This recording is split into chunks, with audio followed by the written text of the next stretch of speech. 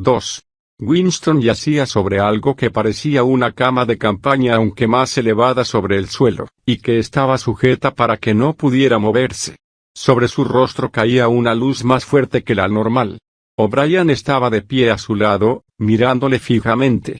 Al otro lado se hallaba un hombre con chaqueta blanca en una de cuyas manos tenía preparada una jeringuilla hipodérmica. Aunque ya hacía un rato que había abierto los ojos, no acababa de darse plena cuenta de lo que le rodeaba.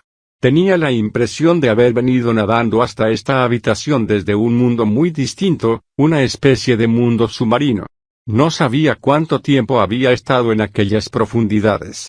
Desde el momento en que lo detuvieron no había visto oscuridad ni luz diurna. Además sus recuerdos no eran continuos. A veces la conciencia, incluso esa especie de conciencia que tenemos en los sueños, se le había parado en seco, y solo había vuelto a funcionar después de un rato de absoluto vacío. Pero si esos ratos eran segundos, horas, días, o semanas, no había manera de saberlo. La pesadilla comenzó con aquel primer golpe en el codo. Más tarde se daría cuenta de que todo lo ocurrido entonces había sido solo una ligera introducción, un interrogatorio rutinario al que eran sometidos casi todos los presos. Todos tenían que confesar, como cuestión de mero trámite, una larga serie de delitos, espionaje, sabotaje y cosas por el estilo. Aunque la tortura era real, la confesión era solo cuestión de trámite. Winston no podía recordar cuántas veces le habían pegado ni cuánto tiempo habían durado los castigos. Recordaba, en cambio, que en todo momento había en torno suyo 5 o 6 individuos con uniformes negros. A veces emplearon los puños, otras las porras, también varas de acero y, por supuesto, las botas.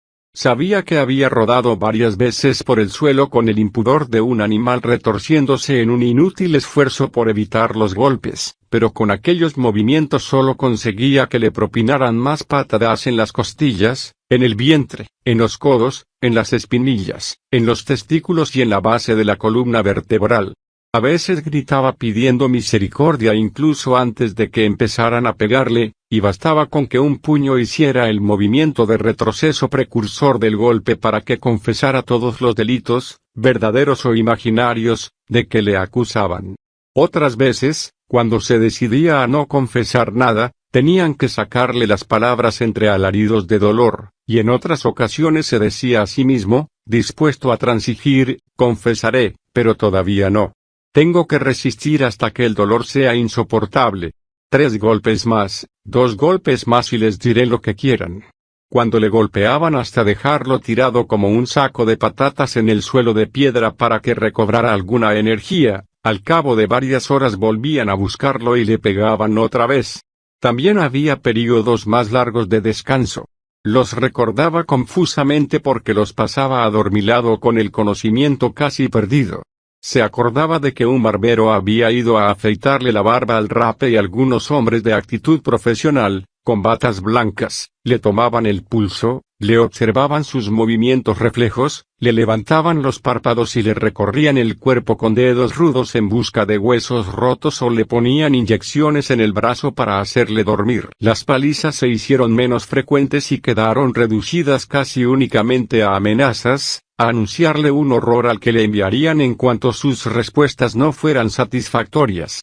Los que le interrogaban no eran ya rufianes con uniformes negros, sino intelectuales del partido, hombrecillos regordetes con movimientos rápidos y gafas brillantes que se relevaban para trabajarlo en turnos que duraban, no estaba seguro, 10 o 12 horas.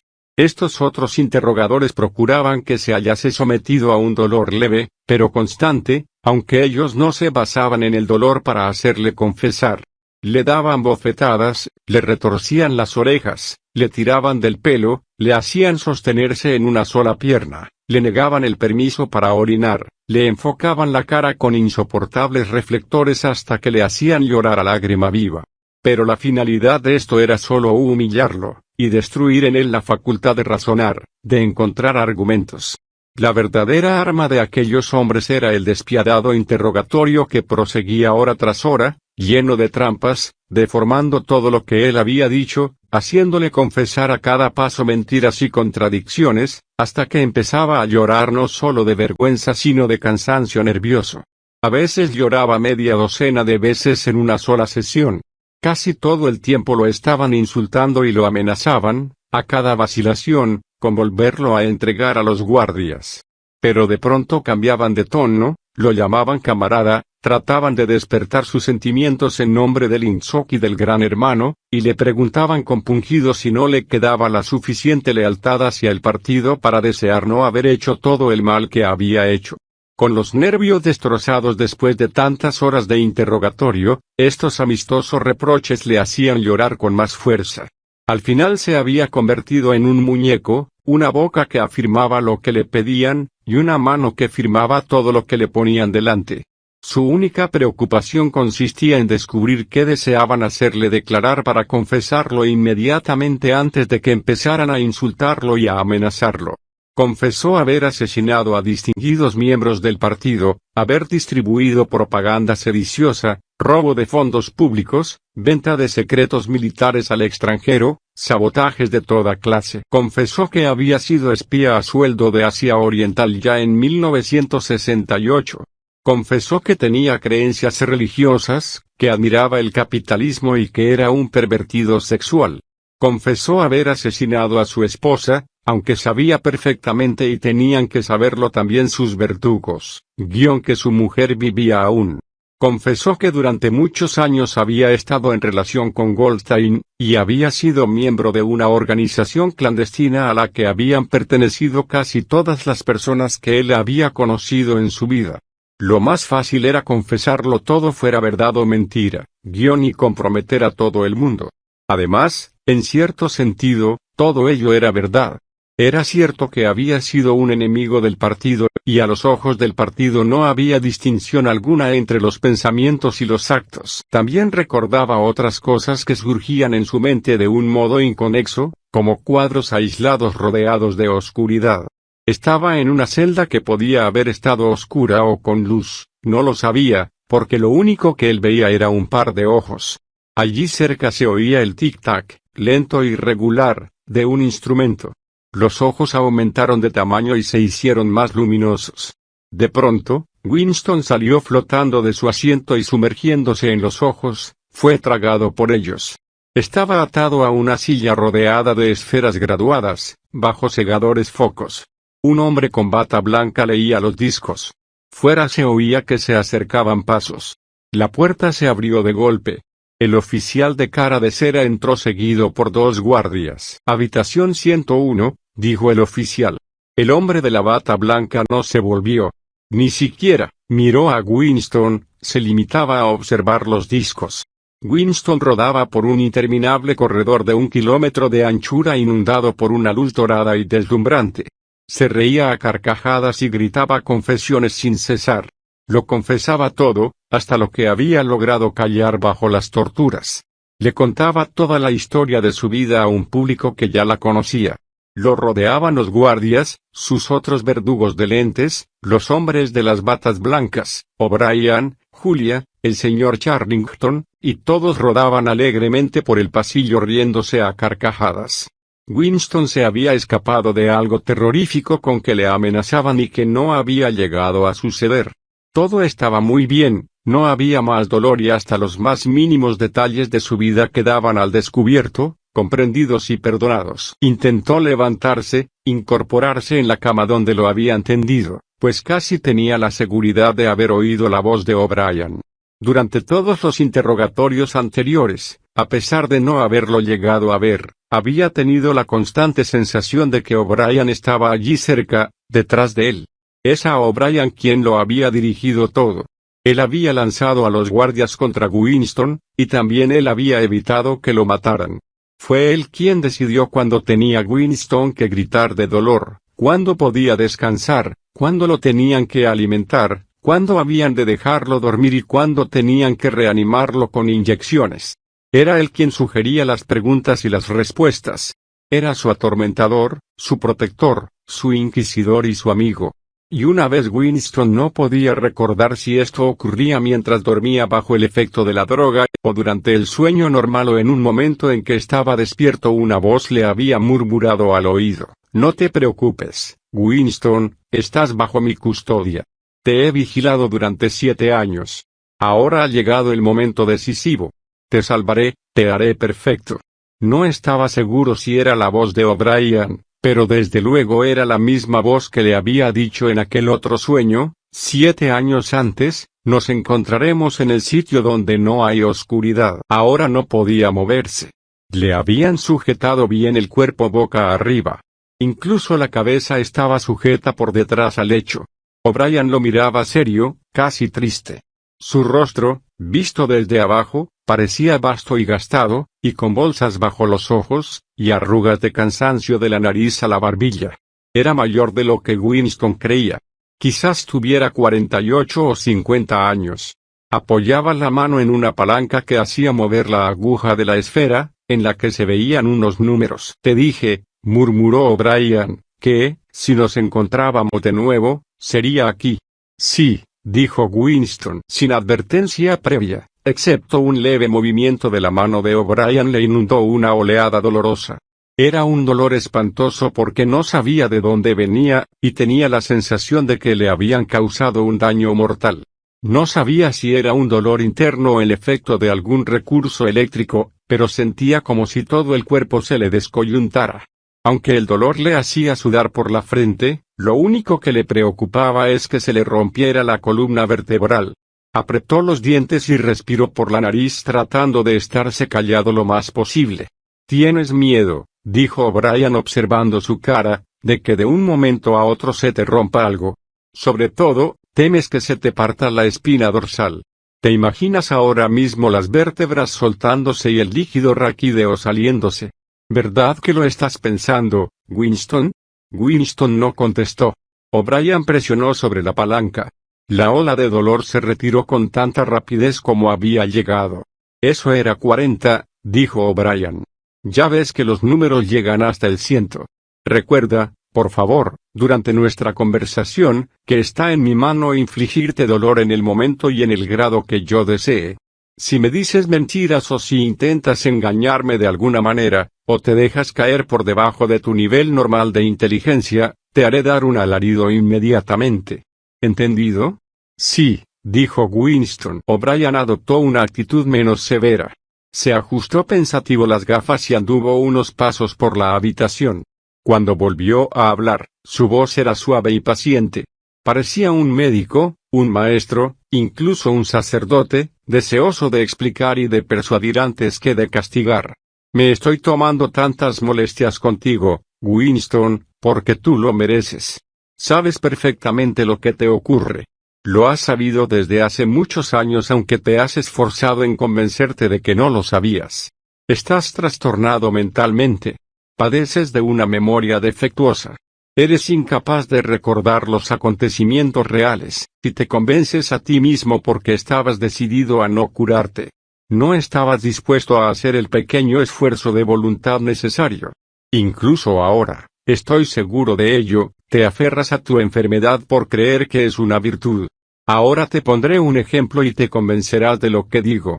Vamos a ver, en este momento, con qué potencia está en guerra Oceanía. Cuando me detuvieron, Oceanía estaba en guerra con Asia Oriental. Con Asia Oriental. Muy bien. Y Oceanía ha estado siempre en guerra con Asia Oriental, ¿verdad? Winston contuvo la respiración. Abrió la boca para hablar, pero no pudo. Era incapaz de apartar los ojos del disco numerado. La verdad, por favor, Winston. Tu verdad. Dime lo que creas recordar. Recuerdo que hasta una semana antes de haber sido yo detenido, no estábamos en guerra con Asia Oriental en absoluto. Éramos aliados de ella. La guerra era contra Eurasia. Una guerra que había durado 4 años. Y antes de eso. O'Brien lo hizo callar con un movimiento de la mano. Otro ejemplo. Hace algunos años sufriste una obcecación muy seria.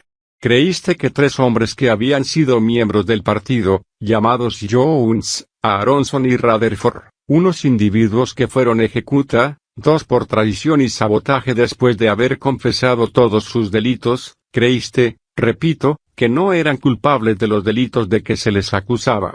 Creíste que habías visto una prueba documental innegable que demostraba que sus confesiones habían sido forzadas y falsas. Sufriste una alucinación que te hizo ver cierta fotografía. Llegaste a creer que la habías tenido en tus manos. Era una foto como esta. Entre los dedos de O'Brien había aparecido un recorte de periódico que pasó ante la vista de Winston durante unos 5 segundos. Era una foto de periódico y no podía dudarse cuál. Sí, era la fotografía, otro ejemplar del retrato de Jones, Aronson y Rutherford en el acto del partido celebrado en Nueva York, aquella foto que Winston había descubierto por casualidad 11 años antes y había destruido enseguida. Y ahora había vuelto a verla. Solo unos instantes, pero estaba seguro de haberla visto otra vez. Hizo un desesperado esfuerzo por incorporarse. Pero era imposible moverse ni siquiera un centímetro. Había olvidado hasta la existencia de la amenazadora palanca. Solo quería volver a coger la fotografía, o por lo menos verla más tiempo. «Existe», gritó. «No elijo O'Brien». Cruzó la estancia. En la pared de enfrente había un agujero de la memoria. O'Brien levantó la rejilla. El pedazo de papel salió dando vueltas en el torbellino de aire caliente y se deshizo en una fugaz llama. O'Brien volvió junto a Winston. «Cenizas», dijo. «Ni siquiera cenizas identificables. Polvo. Nunca ha existido. Pero existió. Existe. Sí, existe en la memoria. Lo recuerdo. Y tú también lo recuerdas». «Yo no lo recuerdo», dijo O'Brien. Winston se desanimó. Aquello era doble pensar. Sintió un mortal desamparo. Si hubiera estado seguro de que O'Brien mentía, se habría quedado tranquilo. Pero era muy posible que O'Brien hubiera olvidado de verdad la fotografía. Y en ese caso habría olvidado ya su negativa de haberla recordado, y también habría olvidado el acto de olvidarlo. ¿Cómo podía uno estar seguro de que todo esto no era más que un truco? Quizás aquella demencia dislocación de los pensamientos pudiera tener una realidad efectiva. Eso era lo que más desanimaba a Winston. O'Brien lo miraba pensativo. Más que nunca, tenía el aire de un profesor esforzándose por llevar por buen camino a un chico descarriado, pero prometedor. «Hay una consigna del partido sobre el control del pasado. Repítela, Winston, por favor». «El que controla el pasado controla el futuro, y el que controla el presente controla el pasado», repitió Winston, obediente. «El que controla el presente controla el pasado», dijo O'Brien moviendo la cabeza con lenta aprobación. «¿Y crees tú, Winston, que el pasado existe verdaderamente?» Otra vez invadió a Winston el desamparo. Sus ojos se volvieron hacia el disco. No solo no sabía si la respuesta que le evitaría el dolor sería sí o no, sino que ni siquiera sabía cuál de estas respuestas era la que él tenía por cierta. O'Brien sonrió débilmente. «No eres metafísico, Winston. Hasta este momento nunca habías pensado en lo que se conoce por existencia. Te lo explicaré con más precisión. ¿Existe el pasado concretamente, en el espacio? ¿Hay algún sitio en alguna parte? ¿Hay un mundo de objetos sólidos donde el pasado siga acaeciendo? No. Entonces, ¿dónde existe el pasado? En los documentos. Está escrito. En los documentos. ¿Y dónde más? En la mente. En la memoria de los hombres. En la memoria. Muy bien. Pues nosotros, el partido, controlamos todos los documentos y controlamos todas las memorias. De manera que controlamos el pasado, ¿no es así? Pero, ¿cómo van ustedes a evitar que la gente recuerde lo que ha pasado?, exclamó Winston olvidando de nuevo el martirizador eléctrico. Es un acto involuntario. No puede uno evitarlo. ¿Cómo vais a controlar la memoria? La mía no la habéis controlado. O'Brien volvió a ponerse serio. Tocó la palanca con la mano. Al contrario, dijo por fin, eres tú el que no la ha controlado y por eso estás aquí. Te han traído porque te han faltado humildad y autodisciplina. No has querido realizar el acto de sumisión que es el precio de la cordura. Has preferido ser un loco, una minoría de uno solo.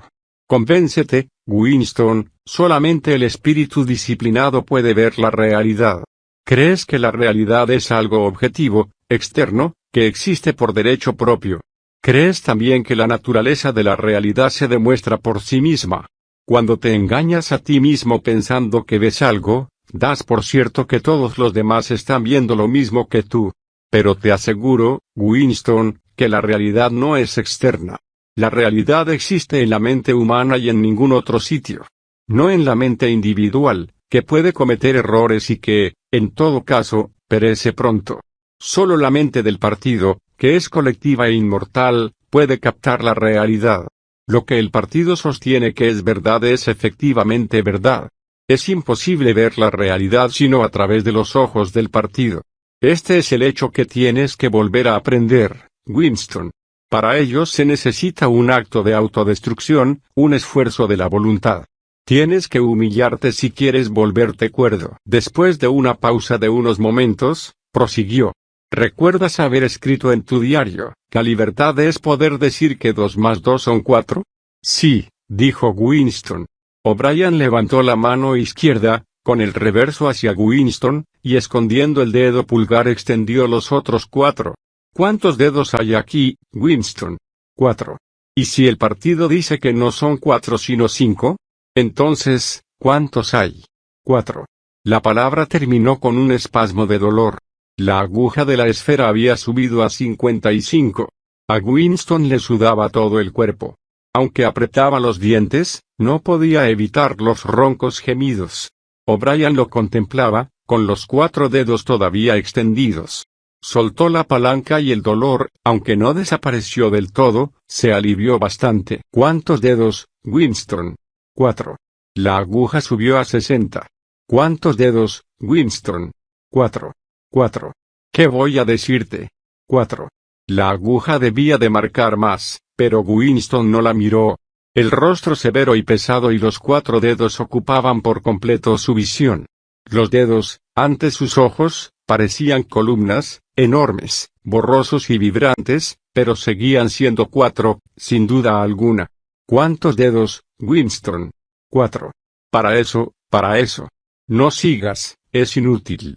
¿Cuántos dedos, Winston? 5. 5. 5.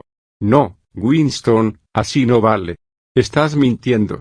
Sigues creyendo que son 4. Por favor, ¿cuántos dedos? 4. 5. 4. Lo que quieras, pero termina de una vez. Para este dolor. Ahora estaba sentado en el lecho con el brazo de O'Brien rodeándole los hombros. Quizá hubiera perdido el conocimiento durante unos segundos. Se habían aflojado las ligaduras que sujetaban su cuerpo. Sentía mucho frío, temblaba como un azogado, le castañeteaban los dientes y le corrían lágrimas por las mejillas. Durante unos instantes se apretó contra O'Brien como un niño, confortado por el fuerte brazo que le rodeaba los hombros.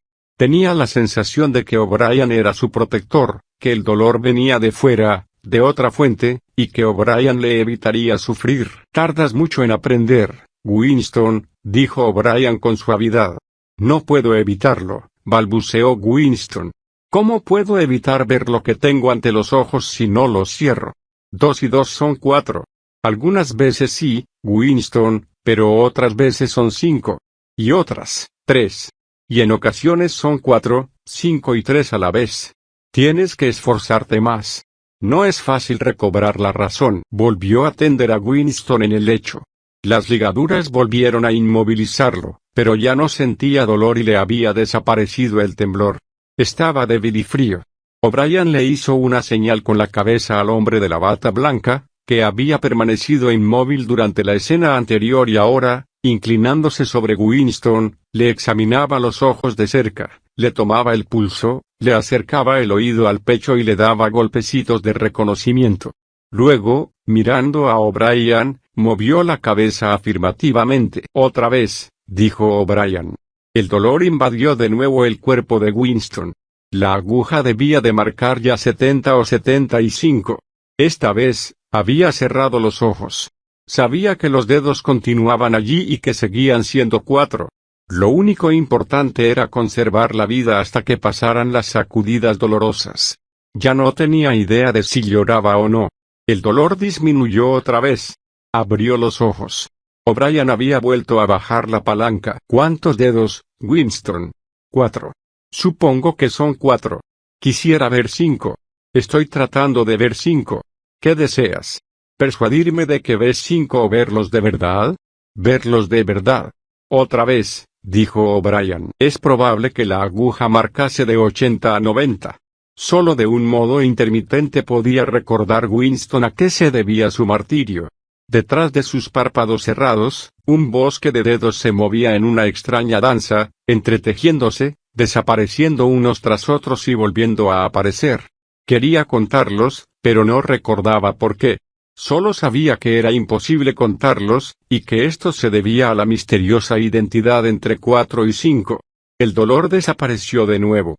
Cuando abrió los ojos, halló que seguía viendo lo mismo, es decir, innumerables dedos que se movían como árboles locos en todas direcciones cruzándose y volviéndose a cruzar. Cerró otra vez los ojos. ¿Cuántos dedos te estoy enseñando, Winston? No sé, no sé. Me matarás si aumentas el dolor. 4, 5, 6. Te aseguro que no lo sé. Esto va mejor, dijo O'Brien. Le pusieron una inyección en el brazo. Casi instantáneamente se le esparció por todo el cuerpo una cálida y beatífica sensación. Casi no se acordaba de haber sufrido. Abrió los ojos y miró agradecido a O'Brien. Le conmovió ver a aquel rostro pesado, lleno de arrugas, tan feo y tan inteligente. Si se hubiera podido mover, le habría tendido una mano. Nunca lo había querido tanto como en este momento, y no solo por haberle suprimido el dolor. Aquel antiguo sentimiento, aquella idea de que no importaba que O'Brien fuera un amigo o un enemigo, había vuelto a apoderarse de él. O'Brien era una persona con quien se podía hablar. Quizá no deseara uno tanto ser amado como ser comprendido. O'Brien lo había torturado casi hasta enloquecerlo, y era seguro que dentro de un rato le haría matar.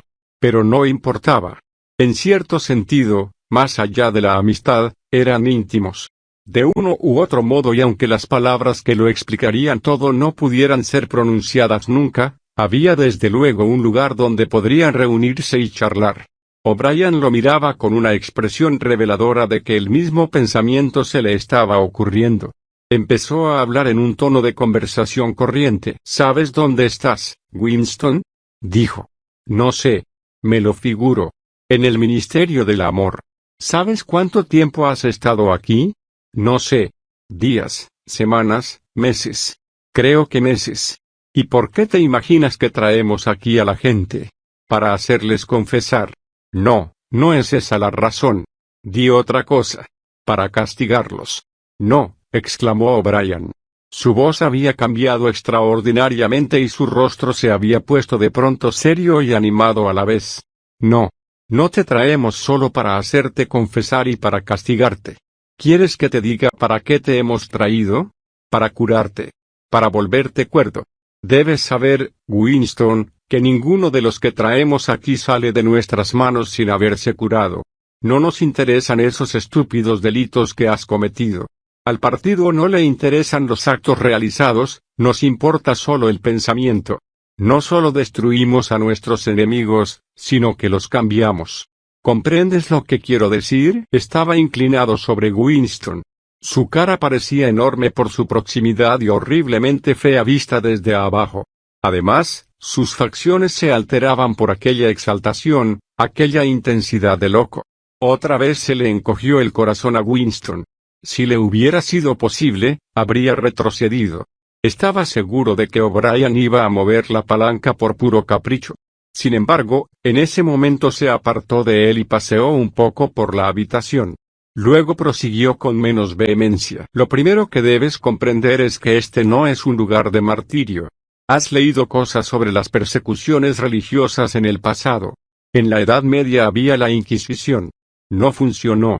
Pretendían erradicar la herejía y terminaron por perpetuarla. En las persecuciones antiguas por cada hereje quemado han surgido otros miles de ellos. ¿Por qué? Porque se mataba a los enemigos abiertamente y mientras aún no se habían arrepentido. Se moría por no abandonar las creencias heréticas. Naturalmente, así toda la gloria pertenecía a la víctima, y la vergüenza al inquisidor que la quemaba. Más tarde, en el siglo XX, han existido los totalitarios, como los llamaban, los nazis alemanes y los comunistas rusos. Los rusos persiguieron a los herejes con mucha más crueldad que ninguna otra inquisición. Y se imaginaron que habían aprendido de los errores del pasado. Por lo menos sabían que no se deben hacer mártires. Antes de llevar a sus víctimas a un juicio público, se dedicaban a destruirles la dignidad. Los deshacían moralmente y físicamente por medio de la tortura y el aislamiento hasta convertirlos en seres despreciables, verdaderos peleles capaces de confesarlo todo, que se insultaban a sí mismos acusándose unos a otros y pedían sollozando un poco de misericordia. Sin embargo, después de unos cuantos años, ha vuelto a ocurrir lo mismo. Los muertos se han convertido en mártires y se ha olvidado su degradación. ¿Por qué había vuelto a suceder esto? En primer lugar, porque las confesiones que habían hecho eran forzadas y falsas. Nosotros no cometemos esta clase de errores. Todas las confesiones que salen de aquí son verdaderas. Nosotros hacemos que sean verdaderas. Y, sobre todo, no permitimos que los muertos se levanten contra nosotros. Por tanto, debes perder toda esperanza de que la posteridad te reivindique, Winston. La posteridad no sabrá nada de ti. Desaparecerás por completo de la corriente histórica. Te disolveremos en la estratosfera, por decirlo así. De ti no quedará nada, ni un nombre en un papel, ni tu recuerdo en un ser vivo. Quedarás aniquilado tanto en el pretérito como en el futuro. No habrás existido. Entonces, ¿para qué me torturan? Pensó Winston con una amargura momentánea. O'Brien se detuvo en seco como si hubiera oído el pensamiento de Winston. Su ancho y feo rostro se le acercó con los ojos un poco entornados y le dijo, «¿Estás pensando que si nos proponemos destruirte por completo, ¿para qué nos tomamos todas estas molestias? Que si nada va a quedar de ti, ¿qué importancia puede tener lo que tú digas o pienses? ¿Verdad que lo estás pensando?» «Sí», dijo Winston. O'Brien sonrió levemente y prosiguió, «Te explicaré por qué nos molestamos en curarte. Tú, Winston, eres una mancha en el tejido, una mancha que debemos borrar. ¿No te dije hace poco que somos diferentes de los martirizadores del pasado? No nos contentamos con una obediencia negativa, ni siquiera con la sumisión más abyecta. Cuando por fin te rindas a nosotros, tendrá que impulsarte a ello tu libre voluntad. No destruimos a los herejes porque se nos resisten, mientras nos resisten no los destruimos. Los convertimos, captamos su mente, los reformamos.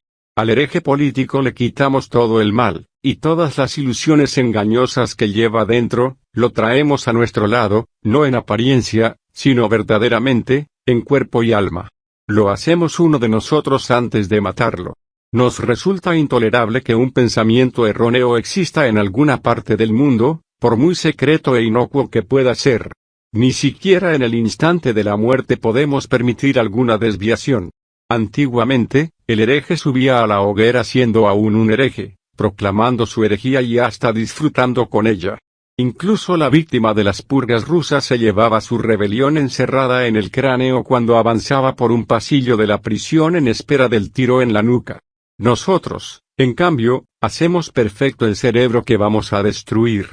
La consigna de todos los despotismos era, no harás esto o lo otro.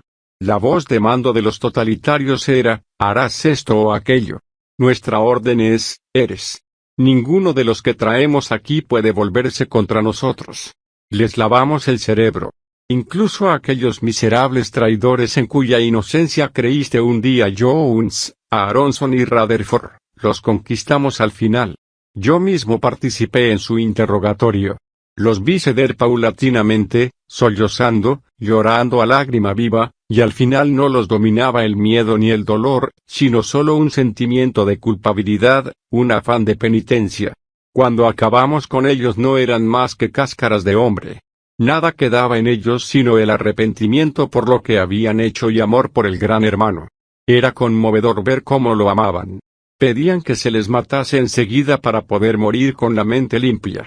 Temían que pudiera volver a ensuciárseles. La voz de O'Brien se había vuelto soñadora, y en su rostro permanecía el entusiasmo del loco y la exaltación del fanático. No está mintiendo, pensó Winston, no es un hipócrita, cree todo lo que dice. A Winston le oprimía el convencimiento de su propia inferioridad intelectual. Contemplaba aquella figura pesada y de movimientos sin embargo agradables que paseaba de un lado a otro entrando y saliendo en su radio de visión. O'Brien era, en todos sentidos, un ser de mayores proporciones que él. Cualquier idea que Winston pudiera haber tenido o pudiese tener en lo sucesivo, ya se le había ocurrido a O'Brien, examinándola y rechazándola. La mente de aquel hombre contenía la de Winston. Pero, en ese caso, ¿cómo iba a estar loco O'Brien? El loco tenía que ser él, Winston. O'Brien se detuvo y lo miró fijamente. Su voz había vuelto a ser dura. No te figures que vas a salvarte, Winston, aunque te rindas a nosotros por completo. Jamás se salva nadie que se haya desviado alguna vez. Y aunque decidiéramos dejarte vivir el resto de tu vida natural, nunca te escaparás de nosotros. Lo que está ocurriendo aquí es para siempre. Es preciso que se te grabe de una vez para siempre. Te aplastaremos hasta tal punto que no podrás recobrar tu antigua forma. Te sucederán cosas de las que no te recobrarás aunque vivas 1000 años. Nunca podrás experimentar de nuevo un sentimiento humano.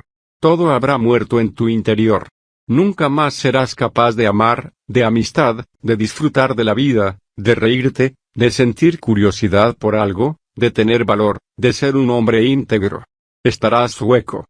Te vaciaremos y te rellenaremos de nosotros. Se detuvo y le hizo una señal al hombre de la bata blanca. Winston tuvo la vaga sensación de que por detrás de él le acercaban un aparato grande. O'Brien se había sentado junto a la cama de modo que su rostro quedaba casi al mismo nivel del de Winston. 3000, le dijo, por encima de la cabeza de Winston, al hombre de la bata blanca. 2 compresas algo húmedas fueron aplicadas a las sienes de Winston. Este sintió una nueva clase de dolor. Era algo distinto. Quizá no fuese dolor. O'Brien le puso una mano sobre la suya para tranquilizarlo, casi con amabilidad. Esta vez no te dolerá, le dijo. No apartes tus ojos de los míos. En aquel momento sintió Winston una explosión devastadora o lo que parecía una explosión, aunque no era seguro que hubiese habido ningún ruido. Lo que sí se produjo fue un cegador fogonazo. Winston no estaba herido, solo postrado. Aunque estaba tendido de espaldas cuando aquello ocurrió. Tuvo la curiosa sensación de que le habían empujado hasta quedar en aquella posición. El terrible e indoloro golpe le había dejado aplastado. Y en el interior de su cabeza también había ocurrido algo. Al recobrar la visión, recordó quién era y dónde estaba y reconoció el rostro que lo contemplaba, pero tenía la sensación de un gran vacío interior. Era como si le faltase un pedazo del cerebro. Esto no durará mucho, dijo O'Brien. Mírame a los ojos. ¿Con qué país está en guerra Oceanía? Winston pensó. Sabía lo que significaba Oceanía y que él era un ciudadano de este país. También recordaba que existían Eurasia y Asia Oriental, pero no sabía cuál estaba en guerra con cuál. En realidad, no tenía idea de que hubiera guerra ninguna. No recuerdo. Oceanía está en guerra con Asia Oriental. ¿Lo recuerdas ahora? Sí. Oceanía ha estado siempre en guerra con Asia Oriental. Desde el principio de tu vida, desde el principio del partido, desde el principio de la historia, la guerra ha continuado sin interrupción, siempre la misma guerra. ¿Lo recuerdas? Sí. Hace 11 años inventaste una leyenda sobre 3 hombres que habían sido condenados a muerte por traición. Pretendías que habías visto un pedazo de papel que probaba su inocencia. Ese recorte de papel nunca existió. Lo inventaste y acabaste creyendo en él. Ahora recuerdas el momento en que lo inventaste, ¿te acuerdas? Sí. Hace poco te puse ante los ojos los dedos de mi mano. Viste 5 dedos. ¿Recuerdas? Sí. O'Brien le enseñó los dedos de la mano izquierda con el pulgar oculto. Aquí hay 5 dedos. ¿Ves 5 dedos? Sí. Y los vio durante un fugaz momento. Llegó a ver 5 dedos, pero pronto volvió a ser todo normal y sintió de nuevo el antiguo miedo, el odio y el desconcierto. Pero durante unos instantes, quizá no más de 30 segundos, había tenido una luminosa certidumbre y todas las sugerencias de O'Brien habían venido a llenar un hueco de su cerebro convirtiéndose en verdad absoluta. En esos instantes 2 y 2 podían haber sido lo mismo 3 que 5, según se hubiera necesitado. Pero antes de que O'Brien hubiera dejado caer la mano, ya se había desvanecido la ilusión. Sin embargo, aunque no podía volver a experimentarla, recordaba aquello como se recuerda una viva experiencia en algún período remoto de nuestra vida en que hemos sido una persona distinta. ¿Ya has visto que es posible?, le dijo O'Brien. Sí, dijo Winston. O'Brien se levantó con aire satisfecho. A su izquierda vio Winston que el hombre de la bata blanca preparaba una inyección. O'Brien miró a Winston sonriente. Se ajustó las gafas como en los buenos tiempos. ¿Recuerdas haber escrito en tu diario que no importaba que yo fuera amigo o enemigo, puesto que yo era por lo menos una persona que te comprendía y con quien podías hablar? Tenías razón. Me gusta hablar contigo. Tu mentalidad atrae a la mía. Se parece a la mía excepto en que está enferma. Antes de que acabemos esta sesión puedes hacerme algunas preguntas si quieres. ¿La pregunta que quiera? Sí. Cualquiera. Vio que los ojos de Winston se fijaban en la esfera graduada. Ahora no funciona. ¿Cuál es tu primera pregunta? ¿Qué habéis hecho con Julia?, dijo Winston. O'Brien volvió a sonreír. Te traicionó, Winston. Inmediatamente y sin reservas. Pocas veces he visto a alguien que se nos haya entregado tan pronto. Apenas la reconocerías si la vieras. Toda su rebeldía, sus engaños, sus locuras, su suciedad mental. Todo eso ha desaparecido de ella como si lo hubiera quemado. Fue una conversión perfecta, un caso para ponerlo en los libros de texto. ¿La habéis torturado? O'Brien no contestó. A ver, la pregunta siguiente. ¿Existe el Gran Hermano? Claro que existe. El partido existe. El Gran Hermano es la encarnación del partido. ¿Existe en el mismo sentido en que yo existo? Tú no existes, dijo O'Brien. A Winston volvió a asaltarle una terrible sensación de desamparo.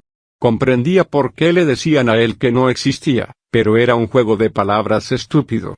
¿No era un gran absurdo la afirmación tú no existes?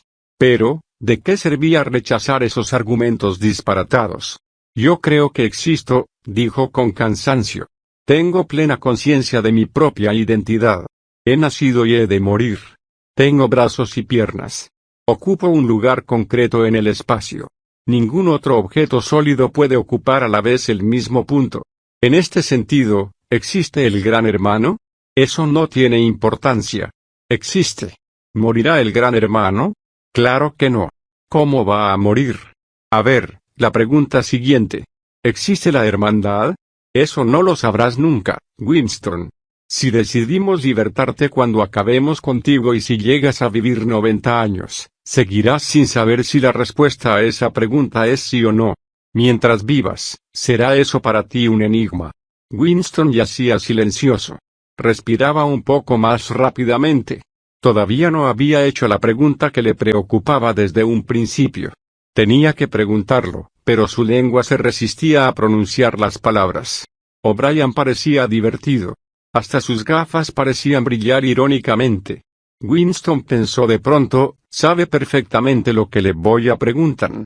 Y entonces le fue fácil decir, ¿qué hay en la habitación 101? La expresión del rostro de O'Brien no cambió. Respondió. Sabes muy bien lo que hay en la habitación 101, Winston. Todo el mundo sabe lo que hay en la habitación 101. Levantó un dedo hacia el hombre de la bata blanca. Evidentemente, la sesión había terminado. Winston sintió en el brazo el pinchazo de una inyección. Casi inmediatamente, se hundió en un profundo sueño.